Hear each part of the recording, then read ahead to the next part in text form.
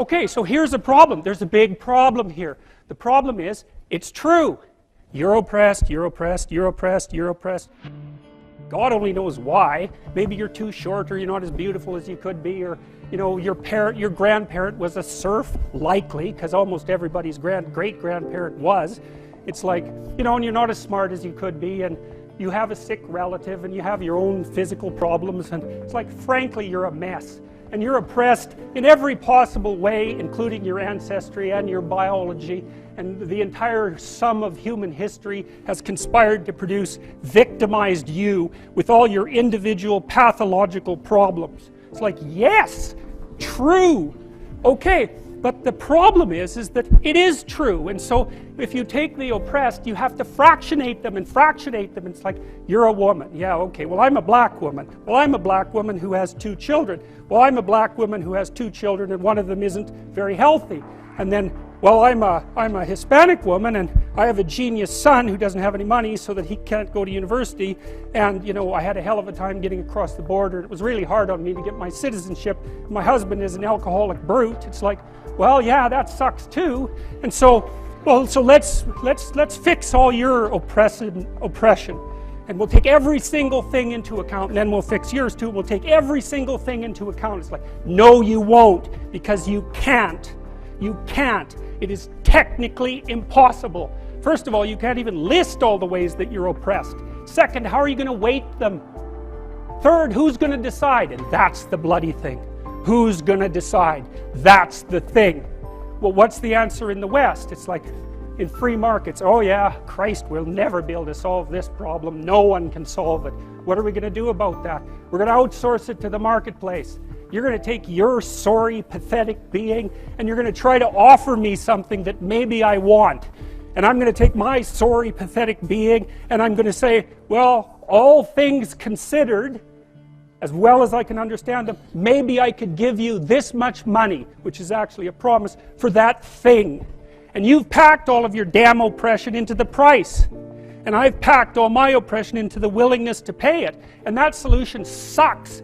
It's a bad solution. But compared to every other solution, man, it's why 10% of us have freedom.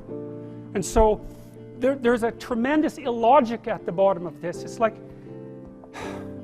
you have to fractionate the oppressed all the way down to the level of the individual. Well, that's what the West figured out. There's a couple of figures who are at the mythological roots of our culture, and people get upset with me because I bring in religious themes, but I understand some things about mythology and religion. It's not an accident that the axiomatic Western individual is someone who was unfairly nailed to a cross and tortured. It's like, yes, right, exactly. So what do you do about that? Well, I thought about that for a long time too. It's like, well, you don't get together in a damn mob, because all that does is allow you to be as horrible as you could possibly imagine and suffer from none of the consequences. That's a bad idea. So how about we don't do that? Well, there's a deep idea in the West too. It's like, pick up your damn suffering and bear it and try to be a good person so you don't make it worse. Well, that's a truth. I read a lot about the terrible things that people have done to each other. You just cannot even imagine it. It's so awful. So you don't want to be someone like that. Now, do you have a reason to be? Yes! You have lots of reasons to be. God, there's reasons to be resentful about your existence. Everyone you know is going to die. You too. And there's going to be a fair bit of pain along the way, and lots of it's going to be unfair. It's like, yeah, no wonder you're resentful. It's like, act it out and see what happens. You make everything you're complaining about infinitely worse. There's this idea that hell is a bottomless pit, and that's because no matter how bad it is, some stupid like you could figure out a way to make it a lot worse. So you think, well, what do you do about that? Well, you accept it. That's what life is like. It's suffering. That's what the religious people have always said. Life is suffering. Yes. Well, who wants to admit that? Well, just think about it. Well, so what do you do in the face of that suffering? Try to reduce it. Start with yourself. What good are you? Get yourself together for Christ's sake, so that when your father dies, you're not whining away in a corner, and you can help plan the funeral, and you can stand up solidly so that people can rely on you.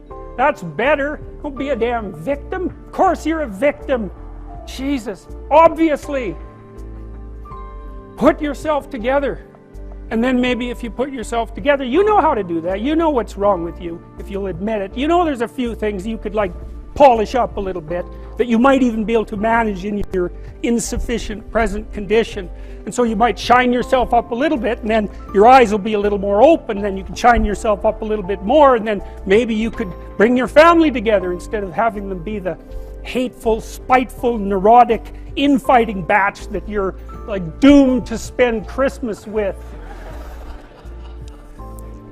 So then you fix yourself up a little bit, kind of humbly, because, you know, God, you're a fixer-upper if there ever was one. And then you got to figure out, well, can you figure out how to make peace with your idiot brother? And probably not, because he's just as dumb as you, so how the hell are you going to manage that? And so then maybe you get somewhere that way, and your family's sort of functioning, and you find out, well, that kind of relieved a little bit of suffering, although it reduced the opportunities for spiteful revenge, and that's kind of a pain in the neck. And so then you get your family together a little bit, and you're a little clued in then, at least a bit, because you've done something difficult that's actually difficult. You're a little wiser, and so then maybe you could put a tentative finger out beyond the family and try to change some little thing without wrecking it.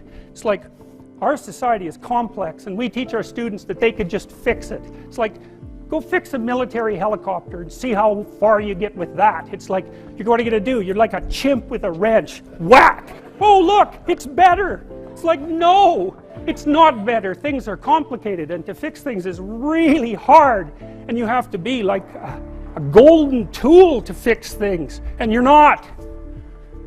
How do you overcome the suffering of life? Is be a better person. That's how you do it. Well, that's hard. It takes responsibility. And I think, you know, if you said to someone, you want to have a meaningful life? Everything you do matters. That's the definition of a meaningful life. But everything you do matters. So you're going to have to carry that with you. Or do you want to just forget about the whole meaning thing, and then you don't have any responsibility, because who the hell cares, and you can wander through life doing whatever you want, gratifying impulsive desires for how useful that's going to be, and you're stuck in meaninglessness, but you don't have any responsibility. Which one do you want?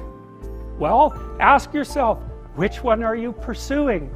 And you'll find very rapidly that it isn't the majority of your soul that's pursuing the whole meaning thing, because, well, look what you have to do that. You have to take on the fact that life is suffering. You have to put yourself together in the face of that. So, that's it.